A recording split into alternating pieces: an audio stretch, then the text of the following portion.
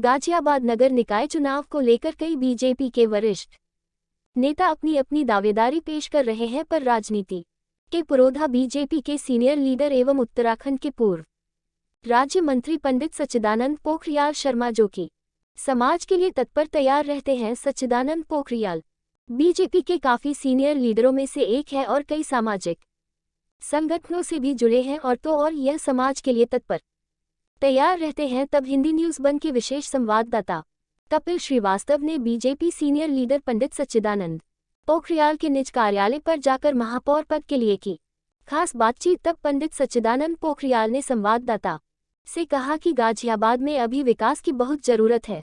अगर मेरी भारतीय जनता पार्टी मुझे मौका देती है तो मैं गाजियाबाद में कुछ नया करूंगा। ऐसे कि पोखरियाल ने कहा कि आजकल आप देख रहे हैं छोटे छोटे बच्चे, पहले पार्क को मैं जाकर साइकिल चलाया करते थे, पर आज मेन गेट पर लिखा है साइकिल चलाना बंद है। तभी युवाओं का स्वास्थ्य खराब रहता है और तो यहाँ पर चिकित्सालय की भी कमी है। पर उत्तराखंड पूर्व राज्य मंत्री पंडित सच्चिदानंद पोखरियाल ने कहा, उत्तर प्रदेश के मुख्यमंत्री श्री योगी आदित्यनाथ जी ने गाजियाबाद को प्राथमिकता से लिया है, इसमें बहुत से काम होंगे। पंडित सच्चिदानंद पोखरियाल ने कहा कि मैं अभी कहीं भी टिकट के लिए नहीं गया और मुझे पूर्ण विश्वास है भारतीय जनता पार्टी मुझे अपना महापौर पद का प्रत्याशी बनाएगी और जनता का आशीर्वाद मिला तो इस गाजियाबाद का विकास कार्य को लेकर इतिहास लिख दूंगा। आओ चलो चलते हैं हिंदी न्यूज़ वन चैनल के माध्यम से उत्तराखंड के पूर्व राज्य मंत्री पंडित सच्चिदानंद पोखरियाल ने क्या कहा।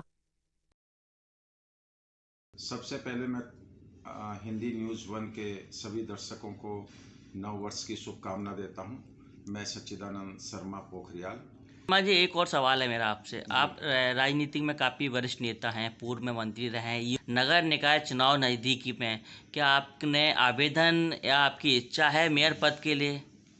देखिए, अब मैं क्या कहूँ आपको, एक संत की वाणी मुझे याद आ रही है कि दादू दावा दूर कर बिन दावा दिन काट, केते सौदा कर गए पंसारी की हाट।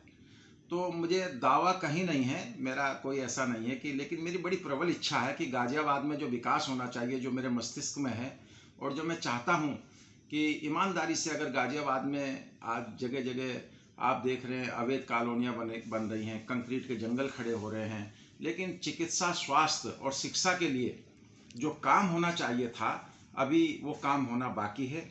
यद्यपि हमारे योगी जी का बड़ा फोकस है, योगी जी ने प्रायोरिटी बेसिस पे गाजियाबाद को लिया है क्योंकि ये प्रदेश का प्रवेश द्वार भी है और यहाँ पर बहुत कुछ होने जा रहा है और हुआ भी है। लेकिन मैं जब देखता हूँ कि यहाँ के बच्चे ऐसे पार्कों में जाते हैं खेलने के लिए जहाँ लिखा होता है, पहले लिखा होता है कि यहाँ साइकिल चलाना मना है, यहाँ बच्चों के लिए किसी भी तरह की गतिविधियाँ, मैं देखता हूँ तो बच्चों को सब जगह से भगाया जाता है। और हमारे जो युवा पीढ़ी है, खेल के अभाव में उनका स्वास्थ्य खराब हो रहा है और खेल के मैदान ना होने की वजह से हमारी जो युवा पीढ़ी है, जिनको ये सुविधाएं मिलनी चाहिए थी, जन सुविधाएं हैं शासन और प्रशासन की तरफ से, और स्वस्थ शरीर में ही स्वस्थ मन होता है। तो मैं देखता हूं कि हमारे युवा बच्चों के लिए, छोटे बच्चों के लिए यहाँ खेल के मैदान नहीं हैं। और दूसरी तरफ चिकित्सा की जहाँ तक बात है, मैं बताऊँ आपको कि अकेले साहिबाबाद विधानसभा जो क्षेत्र है वहाँ पर 11 साढ़े 11 लाख लोगों की आबादी है। इतने तो मतदाता हैं तो आबादी तो ज़्यादा है। वहाँ पर कोई भी सरकारी चिकित्सालय अभी तक बना नहीं है। और चिकित्सा के क्षेत्र में अब रोज़ हम जनप्रतिनिधियों के पास जाते हैं और जनता आती है, उनसे हम पत्र भी लिखवाते हैं। तो अगर जब चिकित्सा की गंभीर समस्या उत्पन्न होती है तो हमें दिल्ली के दरवाजे खटखटाने पड़ते हैं। और ये हमारा अभी जो है, मैं माननीय योगी जी से भी निवेदन करूंगा कि गाजियाबाद में चिकित्सा को लेकर के ऐसे हॉस्पिटल होने चाहिए कि हमारे यहाँ से जो रोगी हैं वो बाहर उन्हें दर दर की ठोकर ना खाने पड़े। और शिक्षा के क्षेत्र में भी मैं कहूँगा कि गाजियाबाद में बहुत कुछ करने के लिए है।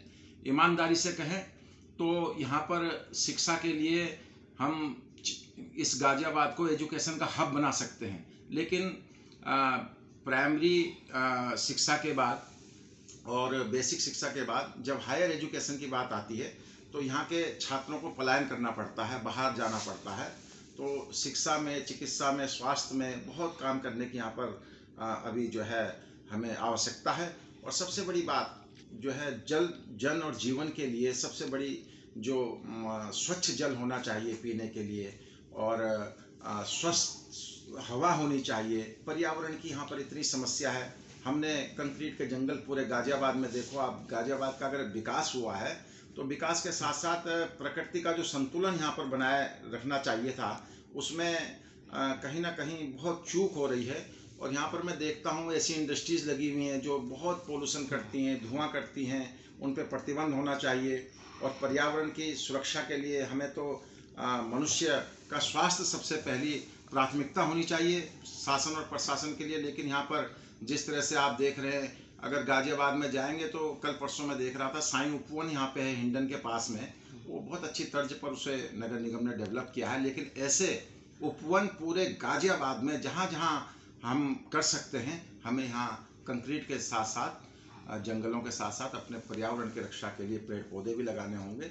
गाजियाबाद में करने के लिए बहुत है। अगर मुझे पार्टी मौका दे, अवसर दे, तो मेरे दिमाग में गाजियाबाद के विकास के लिए बहुत कुछ है, लेकिन उसे धरातल पर लाने के लिए कुछ ना कुछ प्लेटफॉर्म होना चाहिए।